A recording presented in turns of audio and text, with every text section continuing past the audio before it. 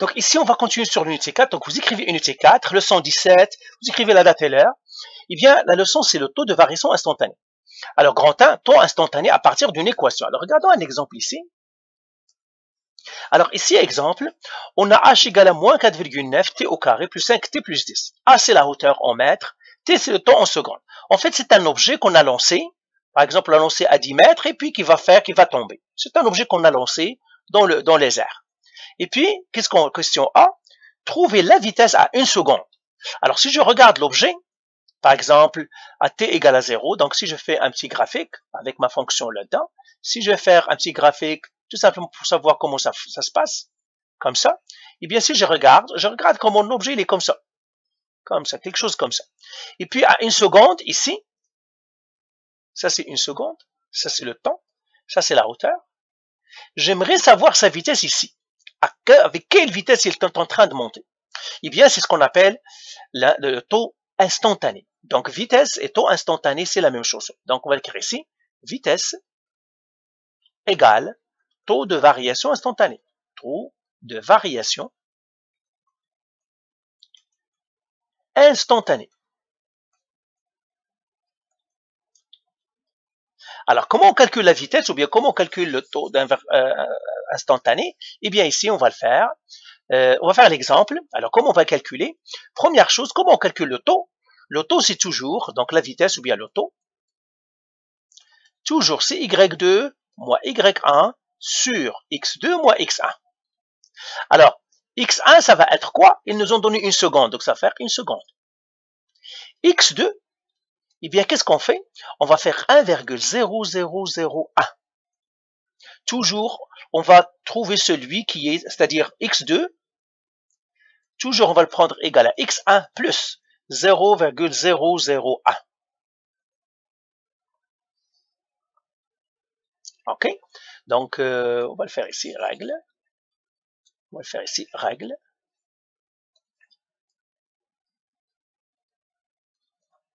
Donc, x2, elle est égale à x1 plus 0,001, ou on pourrait le prendre aussi, x2 est égal à x1 moins 0,001. Donc, vous pouvez prendre l'un ou l'autre, comme vous voulez. Moi, je prends toujours le premier, mais vous pouvez prendre aussi x1 moins 0,001. Eh bien, c'est ça. Donc, j'ai x1 est égal à 1 seconde, x2 est égal à 1,0001 pour que ça me donne dans l'instant. Maintenant, je dois calculer y1 et y2. Alors, comme je calcule y1, ben, j'ai x1. Donc, j'ai fait calculer y1 et y2. Alors, y1, il est égal, je remplace le x1 dans la règle, dans l'équation, moins 4,9. Le x1, c'est, donc je mettrai ici x1 égale à 1, 1 seconde. Ça va faire 1 au carré, plus 5 fois 1, plus 10.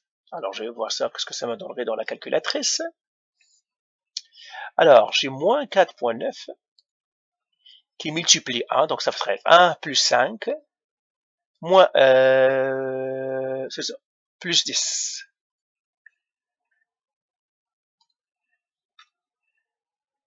Plus 10. Alors, ça me donne 10,1. Donc, voilà, j'ai calculé le y1.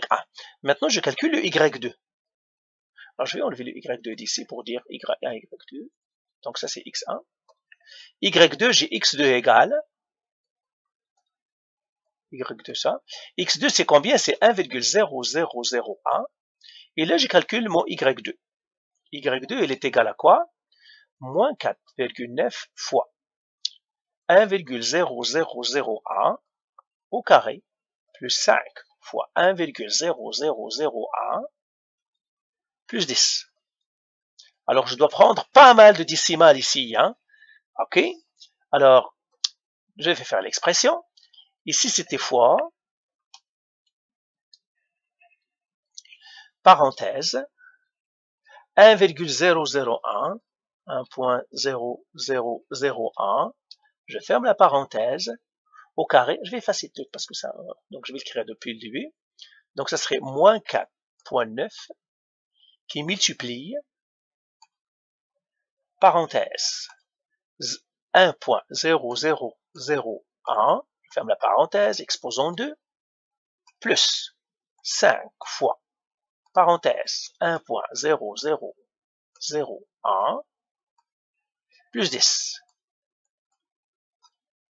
Ça fait 10, je prendrai autant de décimales que je peux. Je prendrai jusqu'à ici 10,09952. 10,099, combien de 9 j'ai ici? 52. Donc prenez autant de chiffres. Normalement, pour être plus précis, je vais prendre encore plus que ça. Qu'est-ce que ça me donne ici? 5199, bah, je mettrai 199, un autre. Ouais, combien de chiffres j'ai pris encore? Ouais, ça aussi c'est acceptable, mais je vais prendre encore plus. Plus vous prenez plus c'est mieux. Donc ça m'a donné 1, 9, 9, quoi d'autre? 9, 9, 5. Voilà, je les garde comme ça. Ça c'est mon Y2. Et maintenant j'ai calculé Y1, Y2, je calcule le taux. Donc je vais partir dans une autre, peut-être dans la 7. Donc le taux, j'écris maintenant taux, ou bien vitesse, égale à Y2 moins Y1 sur X2 moins X1. Y2, combien j'ai trouvé? Alors, c'est 10,099, c'est 10,099, 951, 51995, moins Y1. Combien j'ai trouvé Y1? 10,1. Moins 10,1 sur X2. X2 c'est quoi? C'est 1,001 moins 1. Et je fais ça. Alors ça, je vais le donner tout en un coup à la calculatrice pour avoir la précision. Alors, donc je vais faire parenthèse.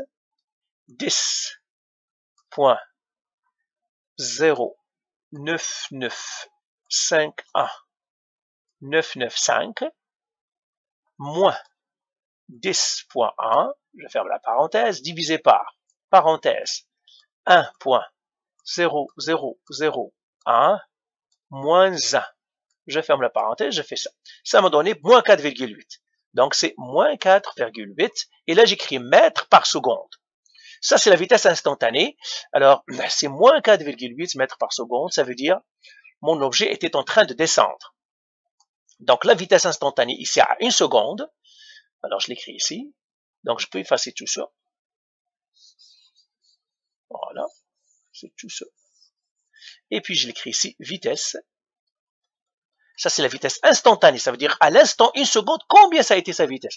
C'est quand, par exemple, quelqu'un qui roule, c'est un chauffard, qui roule avec une grande voiture, ben, c'est-à-dire avec une grande vitesse, et puis le policier va l'arrêter. Pourquoi? Ce n'est pas parce qu'il a à un certain moment fait 180, à un certain moment il a fait 100 km, 80. Il va l'arrêter pour la vitesse qu'il vient de mesurer. Ça veut dire instantané. À l'instant où le policier mesure, c'est ça la vitesse qu'il veut. Alors là, on a trouvé, c'était quoi? Moins 4,8. C'est ça? Moins 4,8 mètres par seconde. Ben voilà la vitesse instantanée. Petit b. Trouver la TVM entre 1 seconde et 2 secondes. Alors la TVM entre 1 seconde et 2 secondes, on l'a déjà vu. La TVM, c'est-à-dire le taux de variation moyen, ou bien la vitesse moyenne, ça aussi. La TVM, c'est ça, la TVM entre 1 seconde et 2 secondes, elle est égale à la vitesse moyenne entre 1 seconde et 2 secondes. Alors la TVM ou bien la vitesse moyenne, on a dit comment on le fait TVM, on fait ici 1 seconde, 2 secondes, et on a dit encore c'est quoi? C'est Y2 moins Y1 sur X2 moins X1. Alors, je dois calculer Y2, je dois calculer Y1. Alors, je vais faire sur l'autre page encore, ici. Alors là, je vais le faire ici. Vitesse moyenne entre 1 seconde et 2 secondes. Et ça, c'est la TVM. Alors, qu'est-ce que je vais faire? Je vais faire Y1. Donc, j'écris X1 égale 1 seconde. Alors, je calcule le Y1. Le y1, quelle est ma fonction? Ma fonction, c'est moins 4,8, moins 4,9 je crois. Ouais, moins 4,9. C'est pas 0,8, mais moins 4,9 fois le x1, ça veut dire le t1, le temps t1, c'est 1 au carré. Ça, on l'a calculé, c'est le même. Plus 5 fois 1, plus 10. Et ça, on l'avait déjà trouvé. On a trouvé, c'était 10,1 mètres. Maintenant, je calcule y2. Donc, x2 est égal à 2 secondes. Je calcule maintenant y2. y2, ça serait moins 4,9 fois 2 au carré, plus 5 fois 2, plus 10. Et je fais ce calcul-là à la calculatrice. Alors, moins 4,9 qui multiplie 2 exposant 2, plus 5 fois 2, plus 10. C'est 0,399999, donc je vais l'écrire ici, c'est 0,4 au fond, hein, comme ça. Et maintenant, je calcule mon TVM, ou bien ma vitesse moyenne, mon TVM, entre 1 et 2. Si Y2 moins Y1, Y2 c'est 0, combien? C'est quand même bizarre, c'est ce que je trouvais. Calculatrice. Non, attendez. Qu'est-ce que j'ai fait? Fois 2 à la 2 plus 5 fois 2 plus, c'est ça. C'est 0, ça veut dire il est en train de tomber, elle est arrivée au sol. Donc ça m'a donné combien?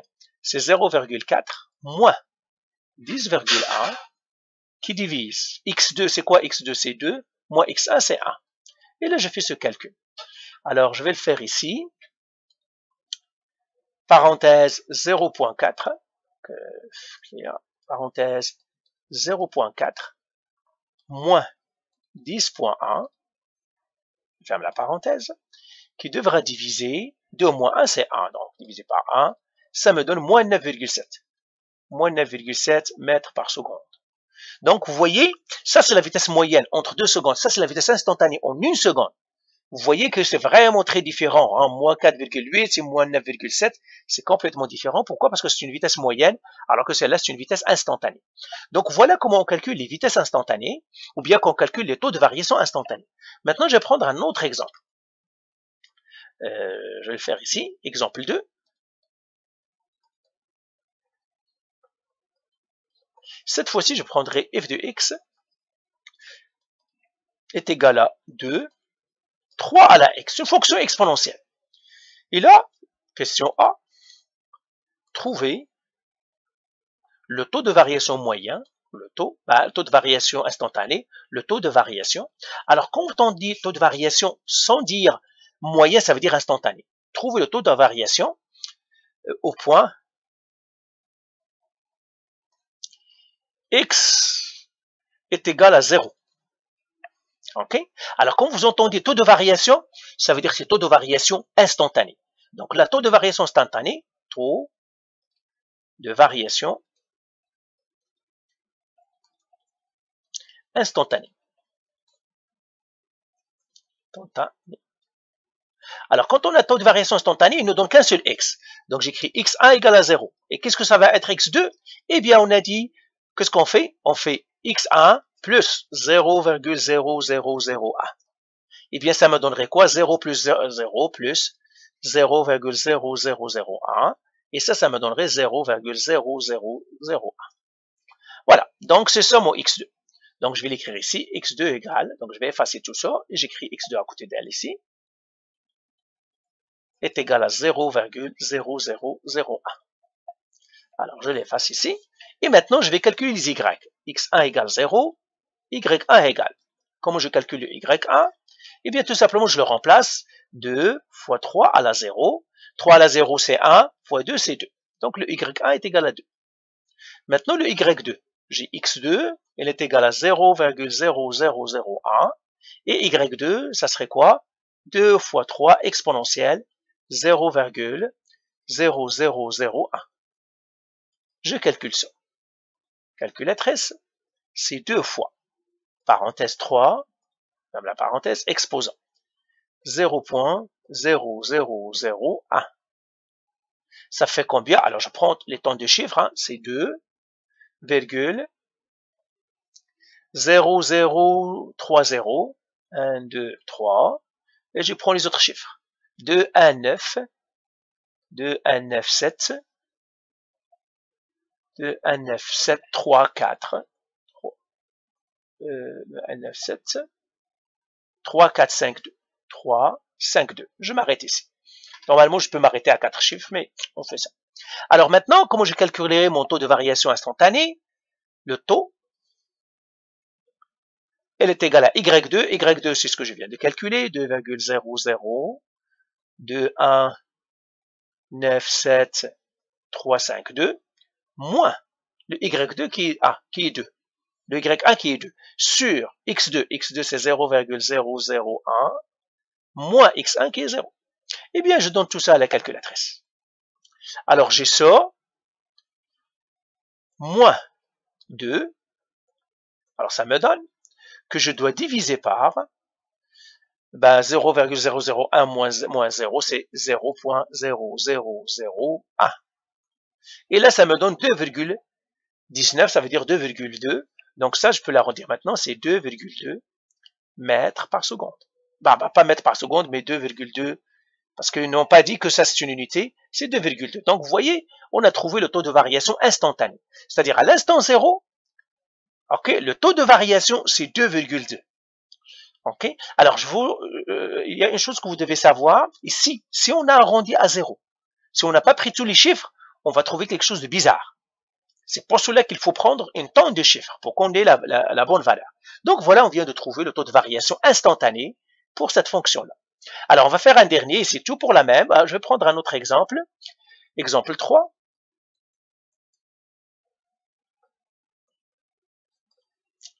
J'ai f de x est égal à 3 sinus. Je ne vais pas prendre la sinus, je vais prendre une autre.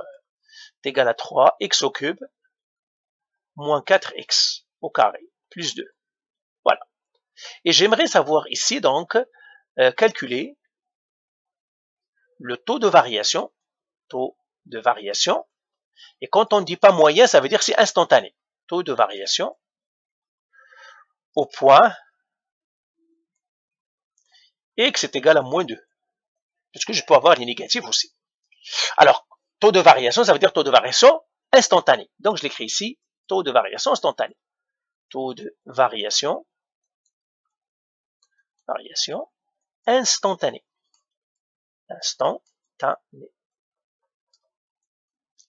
Alors, qu'est-ce que j'ai? J'ai le x1. Le x1, c'est le x qu'il me donne, moins 2. J'ai le x2. Qu'est-ce que je dois faire? C'est x2, c'est x1 plus 0,001. C'est-à-dire un nombre qui est très proche de x2. C'est ça. Ça me donne moins 2 plus 0,0001.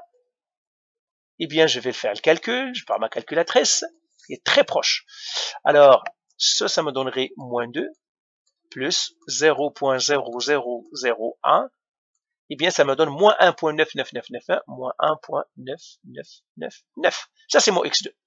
Ben voilà, j'ai trouvé mon x1 et mon x2, donc je vais effacer ici, j'écris x2 égale à moins 1,999. C'est moins 1,9999. Voilà. Maintenant, je calcule le y1. Je remplace, ça fait 3, moins 2 au cube, moins 4, moins 2 au carré, plus 2, égale.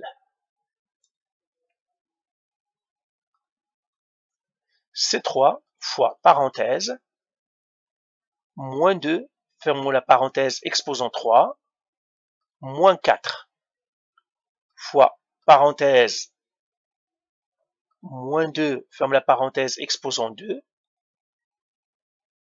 plus 2.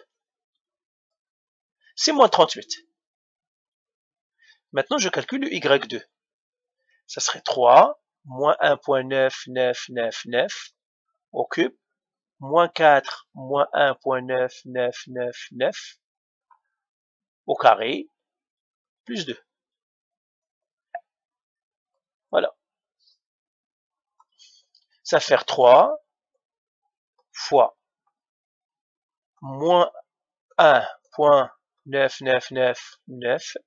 Je ferme la parenthèse, exposant 3, moins 4 fois moins 1.9999, exposant 2, plus 2. Moins 37,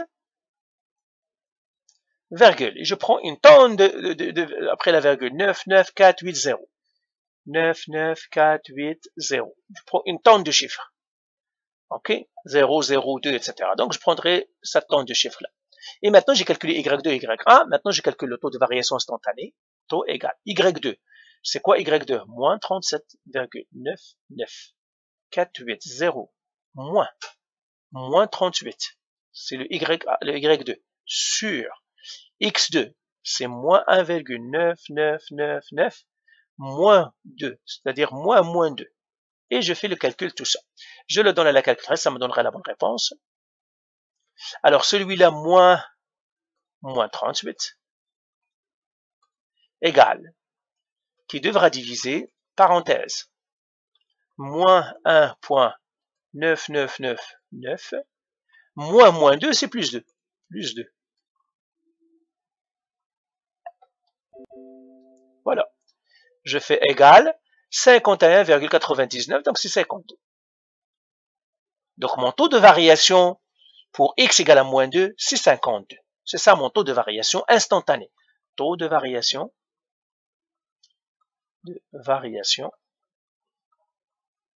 instantanée. C'est ça mon taux de variation instantanée. Donc voilà comment on calcule le taux de variation instantanée. Dans la vidéo qui va s'en venir, on va savoir ce taux de variation instantanée, qu'est-ce que ça veut dire. Surtout quand on regardera un graphique, on va savoir ce taux de variation instantanée, pourquoi il est très important. On l'utilise en physique, d'ailleurs on l'utilise de toute la physique, c'est les taux de variation instantanée, qu'on étudiera plus tard comme étant la dérivée. OK? Mais le taux de variation instantanée est très important. Le taux de variation moyen, non, pas assez. Il est toujours aussi important, mais pas aussi important que le taux de variation instantanée. Toutes les lois de la physique, ou bien les lois de la nature, sont exprimées avec des taux de variation instantanée. Hein. Donc, nous allons voir que c'est vraiment très important, ce taux de variation instantanée. Pour l'instant, vous devez savoir comment le calculer. Si j'ai une équation, comment je calcule le taux de variation instantanée en un point. S'il me donne le x, comment je le calcule. Et ça, c'est très important. Sa signification, on va le voir dans la vidéo qui va s'en suivre. OK? Allez, bye. Exercice. Alors, exercice.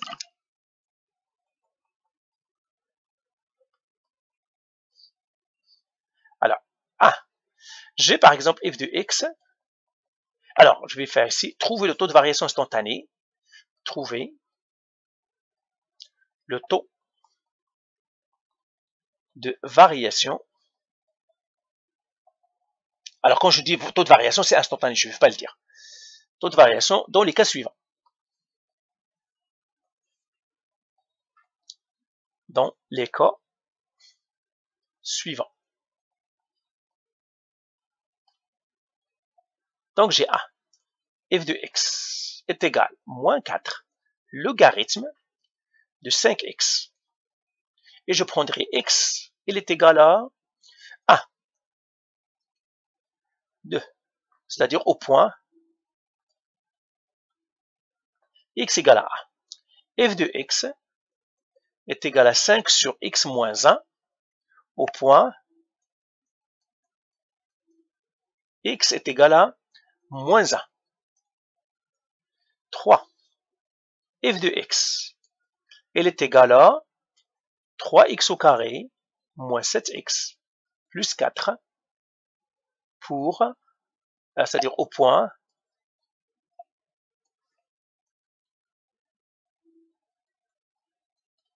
x est égal à moins 2.